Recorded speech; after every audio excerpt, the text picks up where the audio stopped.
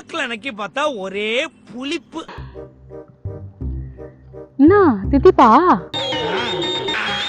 1 2 3 4 5 இங்க வந்து பாத்தீங்கன்னா 350க்கு மேல மரங்கள் வந்துட்டு இருக்குதான். பயமுத்துறேபி. ஆமா, கேமராமேன் வேற பயமுத்துறாரு, பாத்து போங்க, தரையோட தரையா நிறைய விஷயங்கள் இருக்கும். பாபு ஸ்னேக் பாபு. இந்த மரங்களுக்கு வந்து ரொம்பவே ஆர்கானிக்கான உரங்கள் தான் வந்துட்டு ஆட் பண்றாங்க. மாடை பத்தி கேட்டா தலைமுறை தலைமுறையா இருக்கா, 4 தலைமுறையா வந்துட்டு இந்த மாடுல வளர்த்துட்டு இருக்காங்களாம். இவ்வளவு மாம்பழம் பாருங்க. இது எல்லாமே வந்து பாத்தீங்கன்னா இன்னும் ஒரு 20 days இல்லைன்னா வந்துட்டு 15 days அப்படின்னு சொல்றாங்க மேக்சிமம்.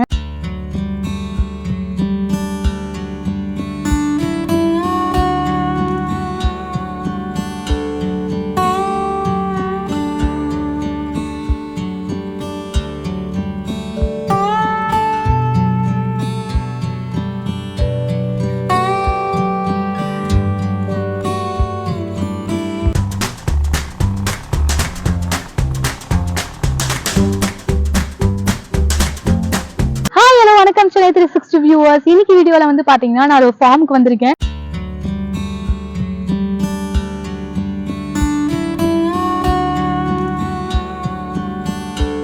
முன்னாடி பார்க்கும் போதே உங்களுக்கு தெரியலாம், இங்க பாருங்க ஃபுல்லா மாங்காய் தான் இருக்கு. டிஃப்ரெண்ட் வெரைட்டிஸ் ஆஃப் மாங்காய் வந்துட்டு இந்த தோப்புல இருக்கு.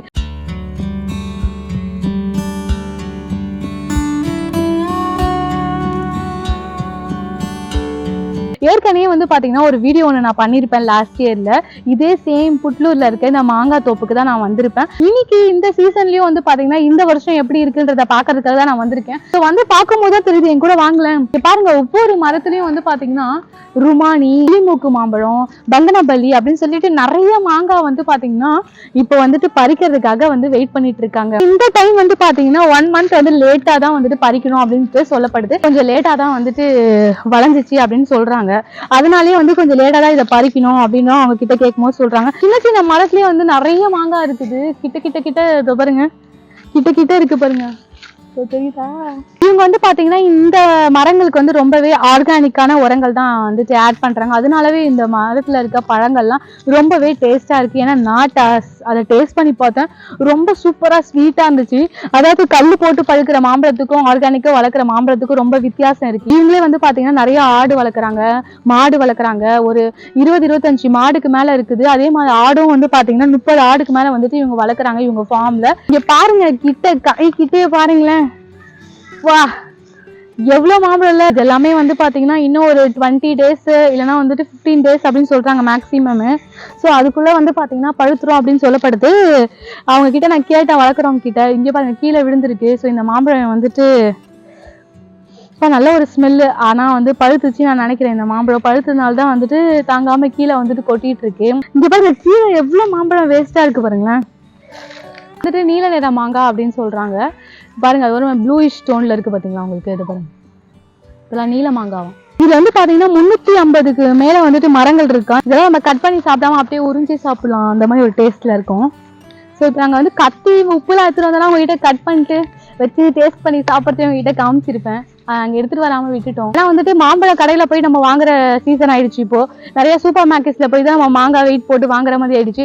இந்த மாதிரி வந்து நம்ம குழந்தைங்களை கூட வந்துட்டு நேரடியாக கூட்டு வந்து காமிக்கும் போது அவங்களுக்கும் ஒரு எக்ஸ்பீரியன்ஸாக இருக்கும். ஆனால் வந்துட்டு மாம்பழ கடையில் போய் நம்ம வாங்குற சீசன் ஆயிடுச்சு. இப்போ நிறைய சூப்பர் மார்க்கெட்ஸில் போய் தான் நம்ம மாங்காய் வெயிட் போட்டு வாங்குற மாதிரி ஆயிடுச்சு. இந்த மாதிரி வந்து நம்ம குழந்தைங்களை கூட வந்துட்டு நேரடியாக கூட்டு வந்து காமிக்கும் போது அவங்களுக்கும் ஒரு எக்ஸ்பீரியன்ஸாக இருக்கும். மாடு கத்துற சவுண்ட்லாம் பயங்கரமா கேக்குது. இந்த மாடை பத்தி கேட்டா தலைமுறை தலைமுறையா இருக்கா, 4 தலைமுறையா வந்துட்டு இந்த மாடுல வளர்த்துட்டு இருக்காங்களாம்.